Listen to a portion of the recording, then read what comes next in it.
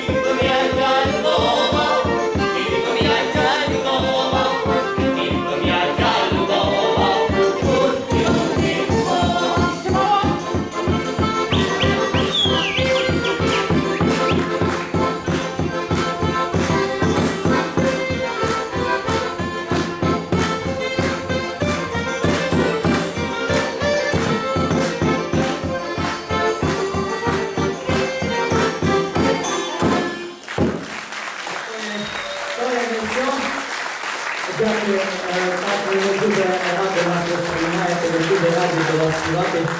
Наступну співанку вам заспіваємо і пов'яжемо її із традиціями і ремеслом руснаців. Чим руснаці любили займатися, їхнє ремесло? Ото є віноробством. Руснаки є добрі вінороби і знають толк у винові. І коли якраз вже восени збирається вино, здавлюється, кладеться в бочки, щоб воно вистоювалося. І якраз вже на Різдвяні святки іде перша проба молодого віна. То якраз хочемо пов'язати це із нашими наступаючими різдвяними святами, побажати вам щастя, здоров'я в цих святах і заспівати от якраз пісню про вино. Ай, віно, віно, віно червоноє.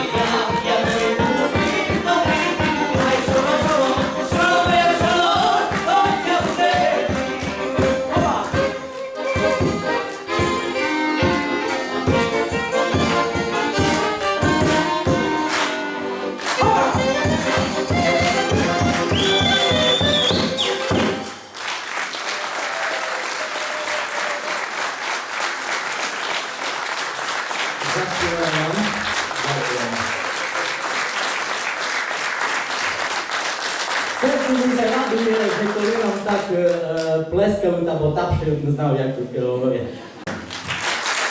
Дякую bardzo.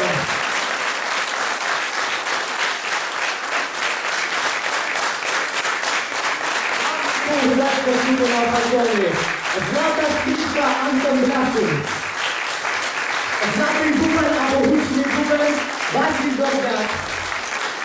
Правильничка, супер, Дмитро Грязов, Дмитро Чоловік. І файний баяністка Василь Голодняк.